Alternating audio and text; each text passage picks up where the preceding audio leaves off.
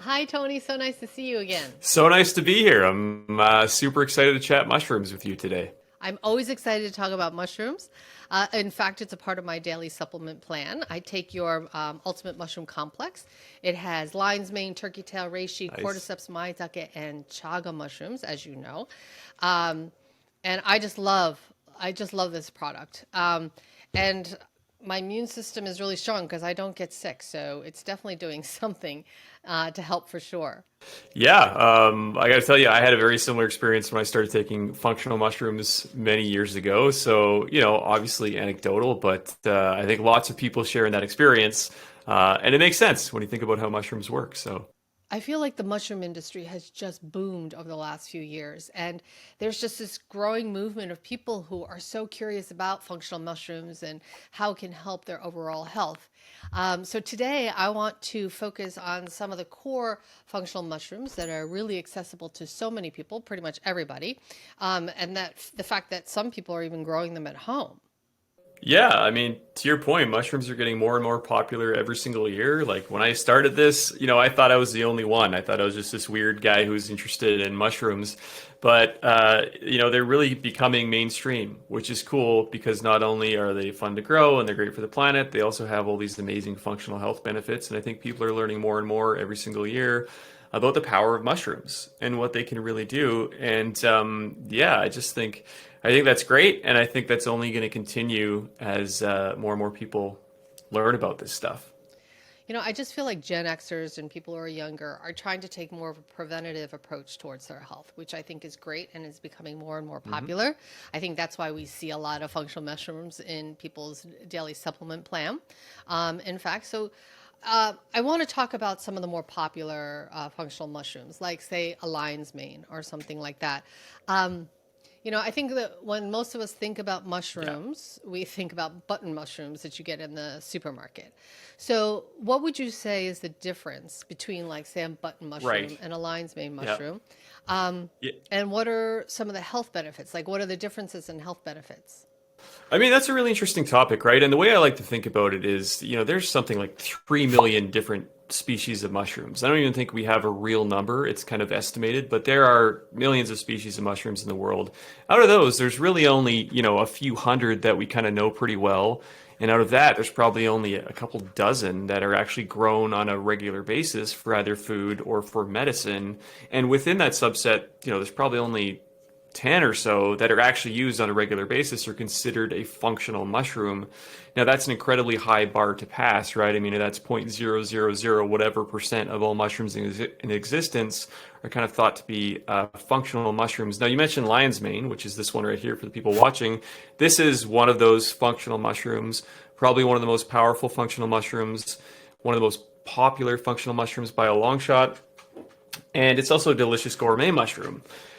But you mentioned button mushrooms, and I think a lot of people think of it as this like in the not that long ago, anyways. People thought of it as kind of this like non-nutritious, kind of empty calories, just kind of this sponge food that you put on pizza.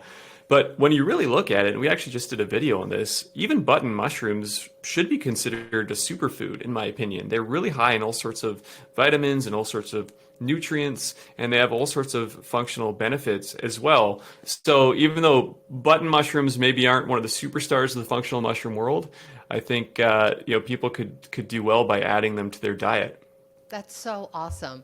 I mean, you showed us the lion's mane, which doesn't really look like a typical mushroom. I mean, a lot of these functional mushrooms don't look like what people typically think of as mushrooms. So, how do we eat it? How do we take it? And what are some of the health benefits? Right. For sure. Well, you mentioned it kind of looks like a brain, and that's interesting because most people take this mushroom specifically for their brain. It's used for cognition, it's used for memory, it's also used for immune health as well, but it's kind of known as like a nootropic, a natural nootropic, or a brain booster, and that's what kind of characterizes this particular mushroom. And you also mentioned that it looks kind of funny, right? Like this doesn't look like your typical cap and stem mushroom. Instead, this weird kind of snowball-like formation that has teeth instead of gills, and it grows in kind of this big snowball. Now, if you were to just eat it, and a lot of people do, I mean, it's super versatile. You could strip it out, and it makes kind of like this. It's almost like a chicken. You can cut it. A lot of people use it as like a replacement for seafood, so it can be used for gourmet purposes in all sorts of different ways. Which is great, and it's great for you, and people love to eat this mushroom. But for the most part, if you want to get the full functional benefits out of mushrooms, you need to do what's called extraction, because our bodies, our stomachs specifically, weren't really built or designed to break down these tough, what they're called chitinous walls, which is, a tough organic material that our body has a problem breaking down. And inside of that is where those functional compounds are. For example, the beta glucans, which are compounds inside the mushroom that are good for your immune system and good for all sorts of other things. So you need to perform an extraction, either hot water extraction, an alcohol extraction, or both. Now, cooking mushrooms in and of itself is kind of a form of extraction, which is why obviously people like to cook mushrooms before you eat them. But when it's done for a supplement, this is typically done on kind of a larger scale. And you can imagine it like a giant boiling vat of mushrooms, right? And it's like making a giant tea, pulls out all those beneficial compounds, and then they'll spray dry that back into a powder, which is what you find in your capsules and in mushroom coffee and all these other things. So cooking and eating mushrooms is great. The real functional benefits come from fully extracted mushrooms. So you can also get powder, right? I mean, so what would you say is the difference between extraction and powder? Yeah, no, that's a really great question, and it's an important distinction. So let's just imagine this, right? This is the lion's mane mushroom fruiting body.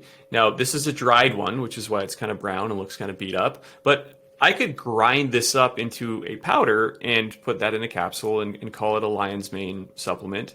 And that would just be simply ground fruiting body, right? But if you take that same powder and then you extract it, you can spray dry that back into another powder, which we call an extract, which has all those functional compounds a lot more available. So, for example, if you look at our lion's mane, it's very dark, right? It's dark in color, and lion's mane is typically a lighter mushroom, so what's really going on there? But through that extraction process, it gets a lot darker. So if you're looking at two different supplements, quite often, like if it's just a mushroom powder, it'll be kind of light and fluffy. Whereas if it's an extract, it'll be kind of darker, might be a little stickier as well. But yeah, to answer your question in a simple way, mushroom powder can still be very good, but the mushroom extract has gone through that extra step in the process to make those beneficial compounds easier for your body to absorb. That's great. That's so great. So when someone is looking to purchase a mushroom supplement, they should actually be looking for extraction and not powder. Yeah. Yeah, extraction is very important. And we always say, like, if you're looking for the highest quality mushroom supplements that are going to make the biggest difference, you want to look for four things. First of all, you want to look for mushrooms or supplements that are made from organic whole fruiting body. Because when you think of mushrooms, there's two different parts, right? There's the mushroom, which is the part that grows above the ground or out of the tree or whatever. And then there's the mycelium, which grows in the tree or under the ground. Now, there's nothing wrong with mycelium. Mycelium can actually have a lot of functional benefits. But a lot of times what can happen is people will grow mycelium out on a sterilized grain like rice or oats. They'll just grind that up and sell that as a mushroom. But the problem is it's mostly grain, it's mostly rice, or it's mostly oats, and it doesn't actually contain that much of the beneficial compounds. But if you get a mushroom fruiting body, there's no fillers, there's no grain, there's no nothing, it's just pure mushroom. So that's the first step, is look for organic whole fruiting body mushroom. The second thing you want to do is make sure that, like I said, it's extracted, right? Because extracted mushrooms make it easier for you to absorb those compounds and get the most benefits. And the other thing you want to check for is that, the level of active compounds has actually been tested for and printed on the label, because these things, specifically beta-glucan, but other compounds like the ones found in reishi, which are triterpenes, these things are pretty easy to test for, right? So manufacturers can test for those compounds and put it right on the label and have a certain level of active compounds that are printed right there. So those are basically the things that you want to look for. In general, look for organic whole fruiting body mushrooms that have been fully extracted and tested to be verified to contain these active compounds. Wow, you are a fountain of knowledge. Well, I spent a lot of time thinking about mushrooms. Yeah. So if somebody wants to grow lion's mane themselves, how do you do that? So lion's mane is a mushroom that grows typically on hardwood. So if you're out in nature, if you see it growing on in nature, it'll be growing on, decaying logs. Typically, they're kind of like on the bottom because it's nice and humid in there.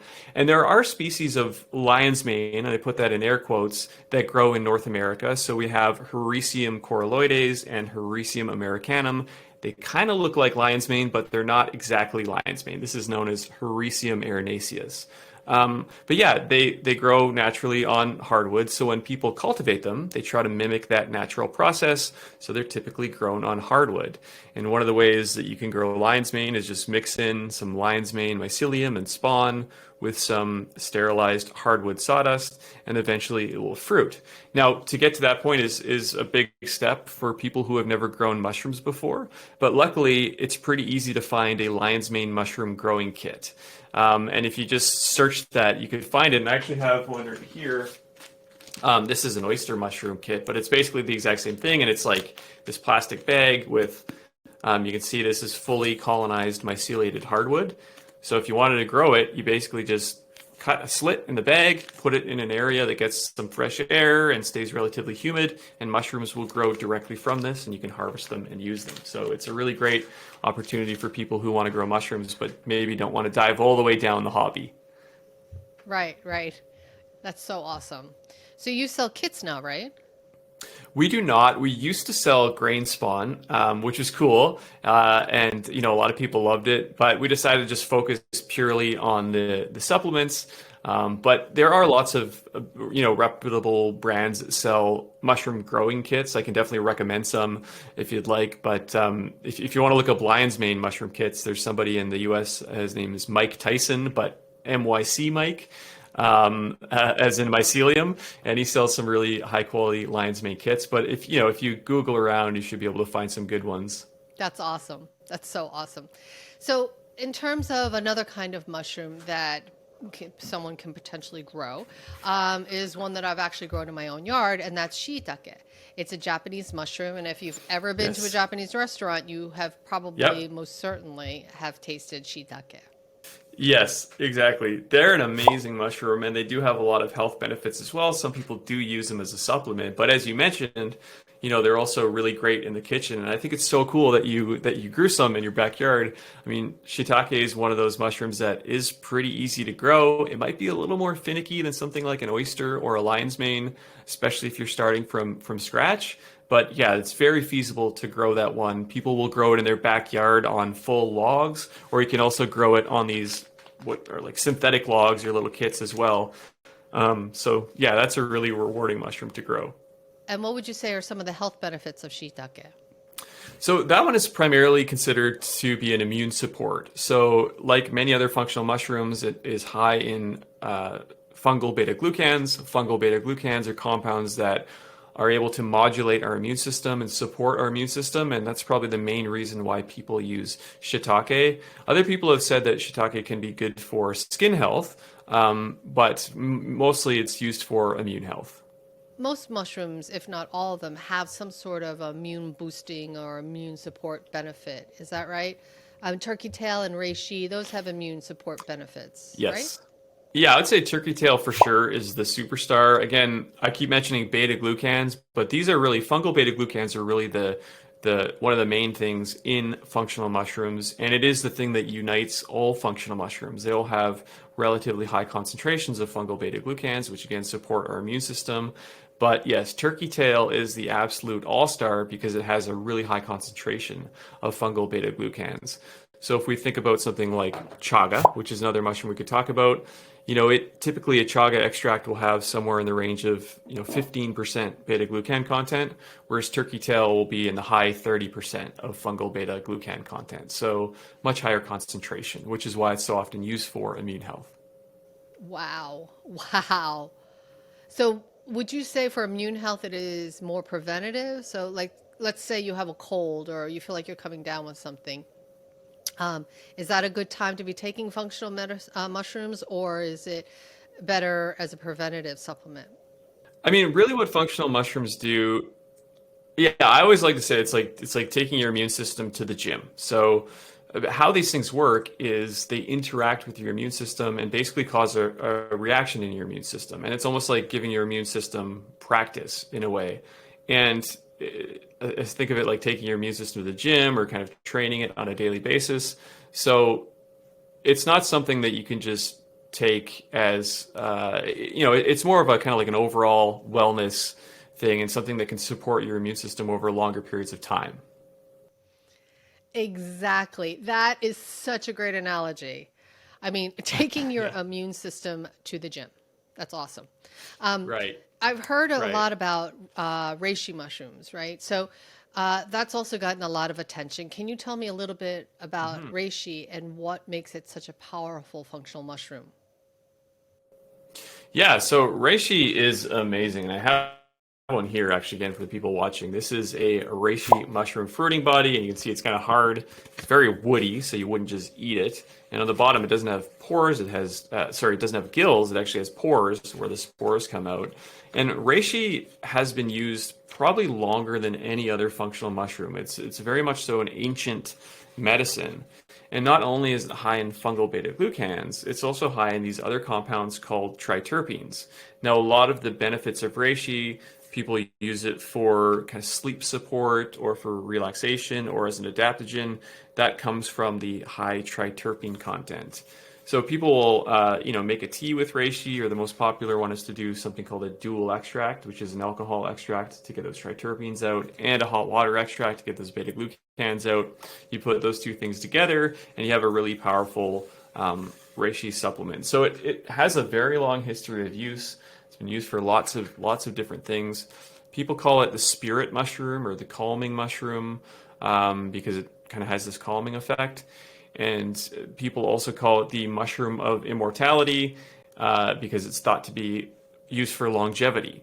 So it is also a really beautiful mushroom. And the other cool thing too is when you grow reishi, you realize how absolutely tenacious it is. Like the mycelium is just absolutely tenacious. Like people have built boats out of reishi mycelium that you can like float around in. So overall, it's just a very cool mushroom. Yeah, yeah. There was a student, I think, at the University of Wisconsin that had a project of making a. They grew a reishi canoe with reishi mycelium, and it actually floated. There's a picture of her paddling around a lake in it. It's pretty cool. What? Wow, that is so awesome to know that that is actually made from mushroom mycelium. Oh my God, that is crazy. Yeah. Yeah, mycelium can have all sorts of potential, not just health benefits, but also the things it's doing for the planet and the potential that it has for myco remediation and the potential that it has for everything from building materials, et cetera. So mushrooms really do touch a lot more aspects of our lives than we realize. Yeah, for sure. That is so cool. You showed a sample of the chaga mushroom. I think it's a little less popular, right? And Yeah. it certainly does not look like a typical mushroom. Yeah, it doesn't look like a mushroom, right? You're right. It looks more like a lump of coal or like a piece of dirt or something. And technically, it's not a mushroom. Chaga is actually a mixture of chaga mycelium and birchwood. So these things, if you can imagine, will grow naturally on birch trees. And when you see them growing on birch, they look like these kind of protrusions that are just, all yeah, they almost look like wood. But yeah, it's a combination of birch wood and chaga mycelium, and it creates this thing that we call chaga mushroom. And again, you wouldn't be able to eat this because it's like rock hard, but people will grind it and put it into a tea and perform an extraction. And the tea is actually pretty tasty, believe it or not. And it has all sorts of functional benefits as well. But yeah, chaga does have a fruiting body, but it's like super rare, almost like nobody's ever really almost ever seen it. And this is what people call chaga. It's technically a sclerotium. I'm gonna have to figure out how to even spell that. I have no idea. And Yeah. it grows only on birch, huh? Well, that's why people just call it a mushroom, I guess. Yes. I mean, there are instances of chaga growing on trees other than birch, but like typically chaga just grows on birch. And so if you're walking through a giant birch forest in the winter, you can sometimes see them growing on trees. they might be a little hard to identify for people if they might mistake it for a tree burl or other things that aren't chaga. But once you see it once, it's kind of hard to miss. But yes, almost all chaga is wild harvested. Now you can grow chaga mycelium on grain, much like I mentioned earlier, but it's just not the same because when it's growing on the tree is actually important. It helps produce certain compounds in this growth, one of them being betulin or betulinic acid. And these are some of the compounds in chaga that give it these benefits. So if you were to just grow the mycelium on grain or on some sort of other nutrient-rich substrate, it wouldn't really be the same. And what are some of the health benefits of eating chaga? So there's three main ones. So most people use chaga for, again, immune health because of that beta glucan content, but chaga is also considered to be used for skin health. People use chaga for digestion, and also it's one of the most powerful natural antioxidants. So it has a really high concentration of antioxidants, and that comes from the melanin, which is what this is why it looks like this, and that has a really high concentration of antioxidants, which is another reason why people use chaga. Wow, that is incredible. So to round out the top five, which actually I think we may have done six, but is what I consider a fun mushroom, and that is cordyceps. Yeah, Cordyceps is amazing, and it kind of got famous last year because of this show on HBO. I don't know if you've seen it, but the show called The Last of Us. Did you watch that? No, but funny enough, my husband Okay. did. Oh, there are cordyceps in that? Okay.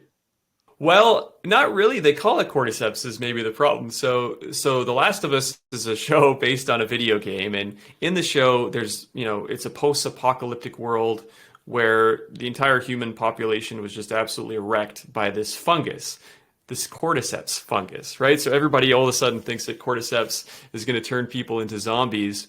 The truth is, Cordyceps mushrooms turns bugs into zombies. It actually, in nature, it does grow on bugs, kind of like you see in the show, right? It infects their brains. It makes them do crazy things and go to certain places that are ideal for the mushroom, and then eventually fruits through their head and continues to grow. Luckily, it doesn't have that effect on humans. In fact, in humans, it's used for energy, for endurance, for kind of the opposite of being a zombie. And you don't have to grow cordyceps on bugs. The cordyceps that's typically used in supplements is called Cordyceps militaris, and you can quite easily grow that on a variety of other substrates, bug-free, and then you harvest the fruiting body, and you can use that. But yeah, it's a really fascinating mushroom. Wow, I had no idea that was part of the show. That is so cool. I mean, the fact that it grows on bugs, I mean, I don't know if that's really cool or really disgusting, to be honest. Yeah, like if you look it up, there's some great footage of it, I think from the BBC or just if you Google around, you can see it. But like there's time-lapse footage of different bugs that get infected. And there's a bunch of different, there's hundreds of different species of cordyceps. So, but yeah, most of them they are parasitic to bugs and insects.